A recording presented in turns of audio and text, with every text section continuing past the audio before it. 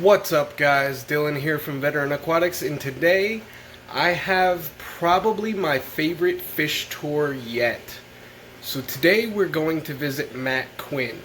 Matt is a Central and South American keeper, and most of his fish are wild caught. Matt has been to Uruguay at least 6 times to collect fish, and I can't even, the fish he had, absolutely stunning, gorgeous, rare, awesome fish. Now, before we go ahead and get started, first, make sure to hit that subscribe button. We are so close to 1,000. I think we're at about 970 subs as of this moment. Next, I am going to include Matt's contact information at the end of this video and at the end of part 2. I have probably an hour's worth of footage, so if you like any of the amazing fish that you're about to see, make sure to stick around to the end, and this way you can contact Matt. He will ship. He prefers local pickup if possible, just due to the situation with the post office, but he will ship to you. Alright? He will send you a list of what he has in case you forgot anything, and he'll ship them out, and you can have some of these F1, F2 phenomenal fish. Livebearers, cichlids, all sorts of stuff. Matt is a phenomenal fish keeper, and it was such a pleasure to go see his fish room, and you're going to see what I'm talking about here in a minute. So again, make sure to hit that subscribe button, stick around to the end. I will include Matt's contact information, and make sure you wait for part 2, because he's got a lot of fish and a lot of tanks. There was just no way to put it all in one video. It's too long, nobody's going to stick around for an hour, so let's go ahead and get started on part number 1.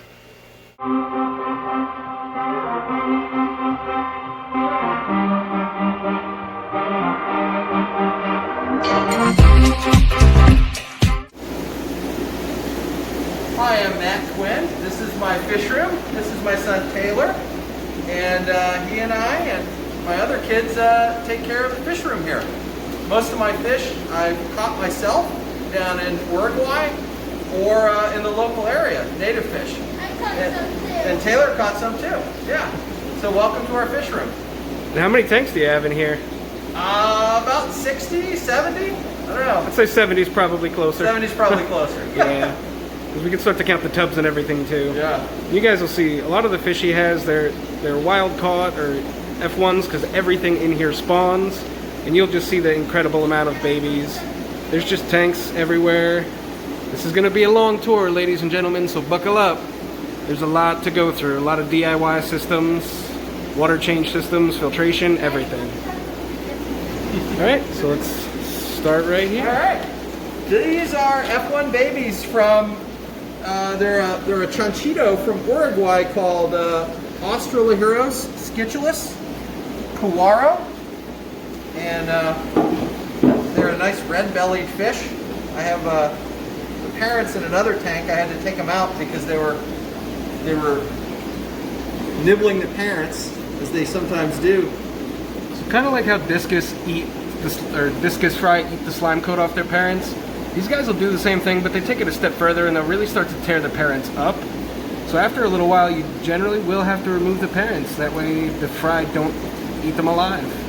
These are called Cuaro Red, and they when they're breeding, they're actually darker. When they're not breeding, that was too much. Okay, that's all right. They'll eat it. They get a really nice yellow and red coloration. Only max out about 4 or 5 inches. Good to keep. I have some down here in this tub with some sailfin mollies. Just growing out some extra F1s in here. So if you don't know, F1 is the first generation from the wild. So you'll have wild caught, they'll breed, and their offspring are F1s. This is another kind of Chanchito. These are from a place called Arroyo Macedo, and actually those and another pair bred in the tank behind this one. We'll see it in a little bit. And one pair decided that they wanted to guard all the babies, so I had to take these out and let them recover. But yeah, that's about as big as they get. They're really pretty fish. Arroyo Macedo is up in northern Uruguay, and what's unusual about the place is that like every rock in the stream is a geode or an amethyst or some kind of volcanic stone. It's the place where all that stuff is found, and it's really neat. That is awesome. Daddy, what's the Yeah, these are more of the Kawarus. There's an F1 pair in here, so these are F2 babies. Females hide, and there's the little male. This is from some that I got from Ken Davis down in Georgia. A little different blood. But these are Rio Kawaru. I've got several fish from Rio Kawaru. I've been there a couple of times. Yeah. I think a lot of the New World cichlid keepers dream of going out and actually collecting. And you've been quite a few times, but you have a lot of really cool fish to show for it. Yeah. If they're happy, they breed. For sure. And these are fish that you're not going to find in a pet store. These are fish that he may be the sole person keeping them. That's good. Yeah. All right. This is Australopithecus facetus, the Chanchito. This is actually the first cichlid in the hobby, and his name is Biggin. He's one of our pet fish. He's from a place called Samkahanda or Zanyahanda, and probably gave him a little too much food there. His buddy over here is Crenicichlis celadopoulos, who Taylor calls Mike the Pike. This is called the lip spot pike. It's a gorgeous pike. Yeah. I haven't been as well in pike at home, but these guys are... It's one that's real hard to breed. They just hate each other and hate every other fish. They're not easy to keep with each other. We give them a little too much food there, Tay. A little too much. You said that was good. They'll eat it. Got goldfish right now, but in here are some cyclosoma from kilometer 10 in eastern Uruguay. Kind of a goldish guy, probably not Dimeris, something a little different. And I thought I saw some fry in there. Maybe that's why they're acting weird. When we do a water change, maybe they'll come out. I've got some others in the back. Those are F1s. So we were talking about it before, but why do you keep goldfish in all your tanks? So goldfish, Uruguayan fish are temperate, so they like it cool in the winter, down to even 50 or 60 degrees, a lot of them. And goldfish are also like those temperatures. So they're also pretty tough. They're not expensive. They're colorful, and they seem to do a good job as a dither fish, getting them out of hiding. Except of course in that tank.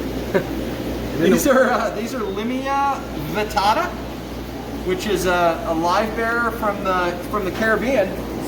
They actually like it warm, and I started with a couple pairs, and I'm starting to get a decent colony. I'm going to get some more some different blood from a guy up in New England, and once I quarantine them, I'll put them together to see if we can get some more going. But pretty neat little fish. For sure. I always like little Livebearers like this. And you've got a lot of really cool little Livebearers in this fish room, and this room's got a little bit for everyone. We have some Africans. Yep. So in, I guess it was February, it was the last Cichlid Club of York meeting that I went to, and there were a bag of yellow labs in the auction that were a little fried. And since got some F1s, F1 yellow labs from a friend. Yeah, that's one of them right there. And so now I have yellow labs. I've always kind of wanted a planted African cichlid tank. I've got some Morii in here. I've got some rainbow fish. I've got That smallish head. Yeah, smallish head is what Taylor calls him. Got a couple of botillas. So just a little mix of everything. Got some, actually growing some plants too. Awesome, pretty Climb down here. These are, on this side, I actually just took their eggs away. Those are Australian desert gobies. That's the male.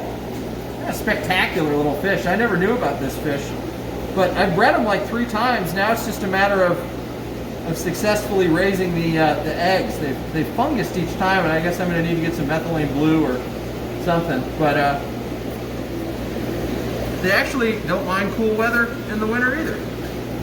And in the winter, you let it get down to like 60 degrees in here, right? Yep. Just some black mollies. Nothing too exciting. But, Everybody likes neat mollies. little fish. Once they're done with quarantine and everything, I'll put them as dithers for something. I got some. This tank is kind of covered up. I haven't cleaned it up yet. I got it from a guy. And the front was. I guess it was. The short end was the front. I need to razor blade off the best. There's a bunch of baby Livebearers growing out in there. Kind of like a little pond. So the filter for this tank, this is just a little power head. And then I've got a Rubbermaid from IKEA, which is full of biomaterial. And that's all you need, really. That and some plants. And I got a little sponge filter over there, but it's 125 gallon. It's a lot of biological filtration. Similar deal over here. This is a 125 with a bunch of Cyclosoma and Australorhynchus. These are Bella Union. Mostly wild fish that I caught. As well as these are Australorhynchus cichlids from Kegwai, Rio Kegwai in Uruguay. Probably the only ones. And when they breed, they get this really nice and black color. Like the fins get really black. The Bella Union are get nice and blue. That's probably my favorite fish is the Bella Union Dimeris. I think I would have to pick the pike just on principle of what I've seen in here is my favorite. So out of the woodwork come a million baby and not so baby Cyclosoma Dimeris Bella Union. There's some bigger ones in there that are hiding. These are F1s. They're all just going back into their hiding place back there.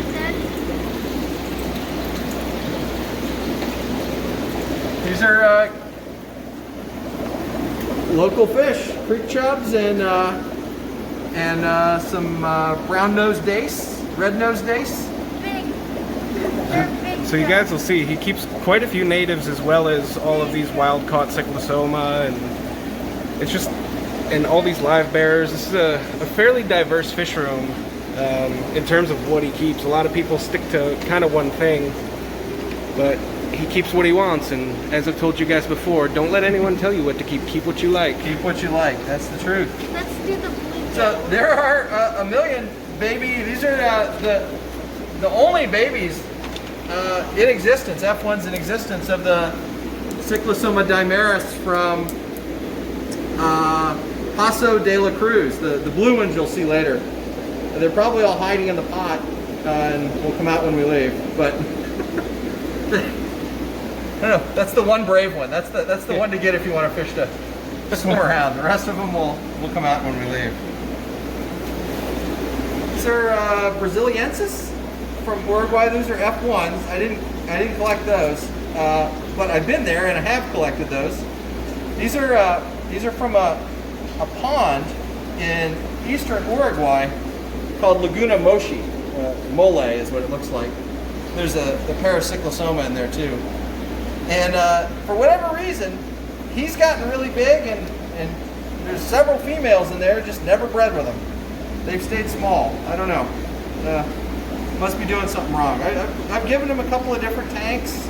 I need to separate him with a divider probably. Yeah, he's pretty enormous. Fish. Absolutely. Well, we'll do this side first. What do we got here? Okay, this is a cool fish. So these are Gambusia hurtadoi, which is a mosquito fish from Mexico, and you can't really tell. This is they eat their babies terribly, and so in order to harvest any, I had to put her in a breeding trap. I have a colony of them down here, and they get really pretty reds and browns and spots and stuff. Not like gray mosquito fish. They're really cool. My wife called babies of some of the Gideids that I breed. These are Mecha splendens. These are Xenotica melanostoma. That's what I remember. These are Xenotica lion's eye. And all of them that I keep are from John Mangan, who has known provenance fish. His fish room is amazing. Just all sorts of them. These are Cichlids and Costas, I want to say. Another Mexican Gadaeid. Gadaeids are all either extinct in the wild or close to it. Need to probably feed that dude to somebody else. You know, because they're so endangered that they're pretty inbred. Some of them. Yeah, it's So hard when to you get get the the blood with something that you can't get. bad backs and stuff, but you see some babies in there. I actually haven't concentrated on harvesting any babies of those, but it's pretty neat. Some more of them in there. There you Some go. of them are out. You can see how nice and green they are. Absolutely. These guys are gorgeous. I like these a lot. You guys can see pretty much everything in here, with the exception of a few things. Everything's breeding. And with the gobies, he actually pulled some eggs earlier. Put an alder cone in there, which is a natural antifungal. And hopefully this time we'll get them to stick. Yeah. Because those little gobies are awesome.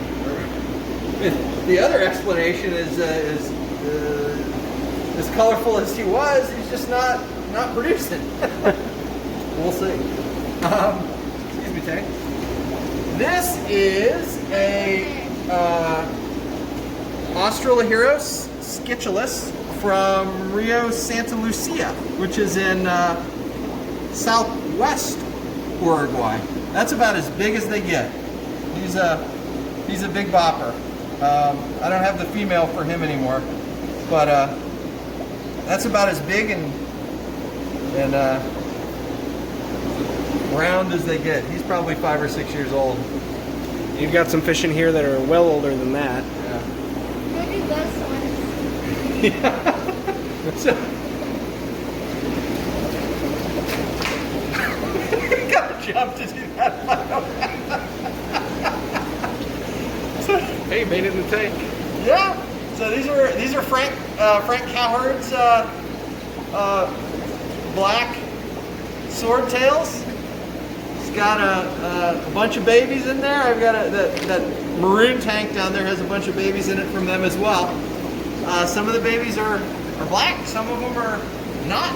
But just a beautiful line of fish, and you can see I've got the pothos growing up there, and pretty soon I'm just gonna have a refuge for all the babies that I want in the pothos roots. There you go.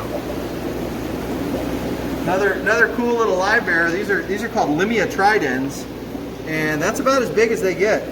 And not the little babies, but the males are the yellow ones, and the females less color. I guess yellow or orange on his dorsal. Once they settle down, once you give them the conditions that they like, then you'll start getting a colony. Takes a few months. I actually don't have any females of these. These are Gambusia vittata, and this is all males. I got them from a mail order group, and they sent me all males and one female, and the female was unless somehow there was like miraculous birth, but yeah, the female was a bent back one, unfortunately, so I didn't get anything out of her. These are Zephophorus pygmaeus, which is the pygmy swordtail. It's about as big as they get. Males sometimes get a sword, most of the time just a little one. Kind of quiet little fish. Like they need to kind of be in their own little tank. These are just starting to get going. I've had a couple of batches of babies. You can see one more there. They don't have a ton. Another tank here.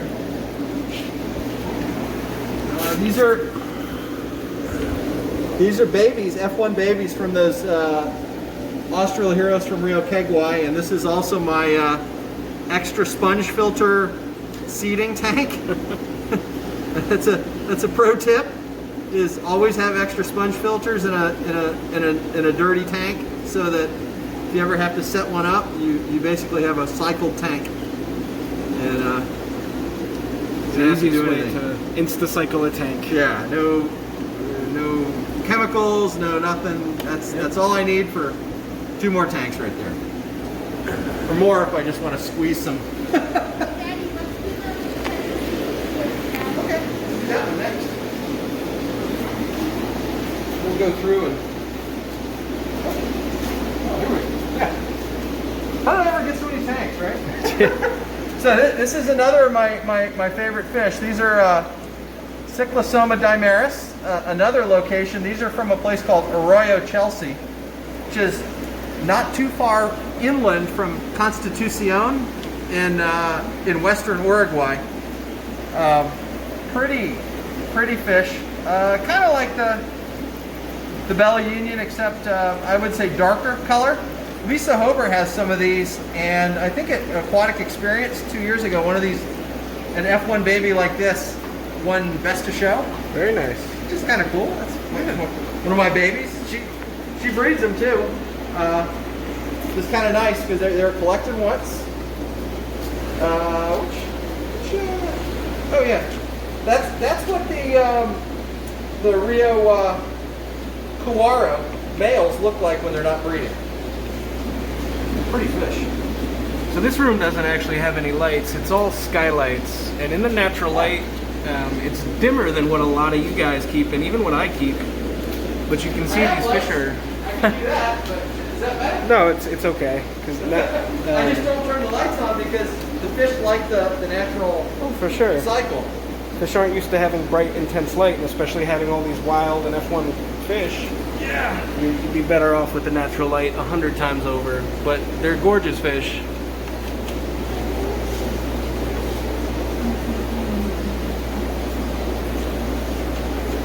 Awesome.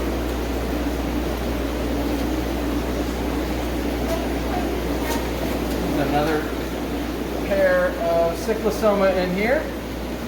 These are Cyclosoma from Bella Union. That's the female who's out. The male, who's much bigger, will be out when we leave. They're really nice goldfish back there. Yeah. He's a big bopper. Kind of a greenish goldfish. You can tell different color. This is only 30 kilometers or so from Bella Union. And that's the kind of diversity that you get. Collection point makes a big difference with wild caught fish. He'll come back. another little live bearer. These are Limia nigrofasciata, black striped Limia, mollies. It's about as big as they get.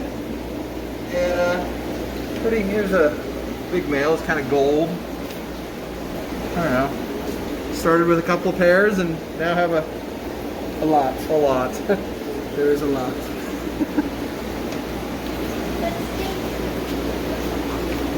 Feed my little infusoria colony every time I remember.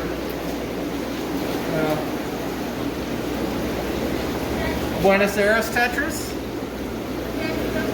These 2 tanks are actually filters or overflows for this one. This big one, the water from the tank goes to there, and then it goes down into the central filter.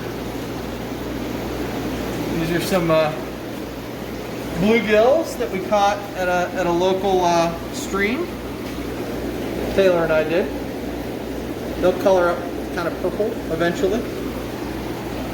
This tank is mostly waiting for other fish. It's got a Gymnogeophagus labiatus in there. And a couple, actually these were eggs that came out of that tank and went through the filter and landed in here and Made it. That's awesome. Which is kind of cool. I don't know if I've bred tetras before other than that. But Well, now you have. now I have. The BAP points. So these are little bullhead catfish. There are 2 of them in there. One of Taylor's favorite fish, and unfortunately he passed away earlier this year, was a big bullhead named Teddy that we had for years. Yeah, I'll give you the amount. Here we go. There's a bigger bullhead in here who will hopefully come out. These are long-eared sunfish, I think. Maybe Bob Bott can tell us what exactly. These are from Stevens Pond here in Poolsville. And there's a big bullhead that will hopefully come out. I'm hoping that in the spring they're going to breed, because we'll cool it down in here. Where's Teddy Jr., Tay? You don't know? They'll come out when we leave. The nice thing about some of these sunfish is they're comparable to a lot of the cichlids in the coloration, and like that guy right there, he's got some very nice colors on him, but they're very aggressive too. They're aggressive. They'll bite if you put your hand in there. Yep. One of the few fish that I'm just like, keep my hand out of the tank. Is he waking up? He's down there. He's under the log.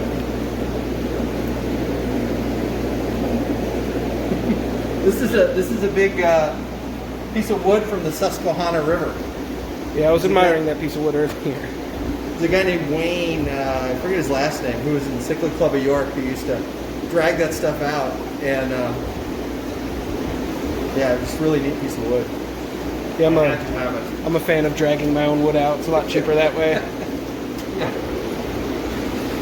All right, another Chanchito. These are Australorhynchus cichlids from Arroyo Macedo. Same as those down there, except these are in breeding color. You can see there are actually two batches, both pairs of babies in here. Just living it up. These are growing so fast because I've been feeding them quite a bit. Yeah, there's a ton of fry in here. There's a ton of fry all over your fish room. So you must I need absolutely to get rid of some. Got some green swordtails and goldfish in here. Kind of a fun tub thing.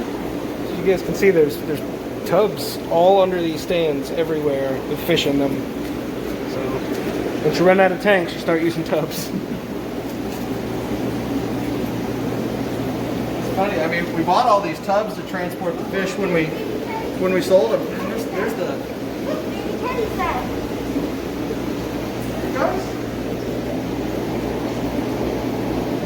It's another bullhead catfish, just like the little ones that we saw earlier.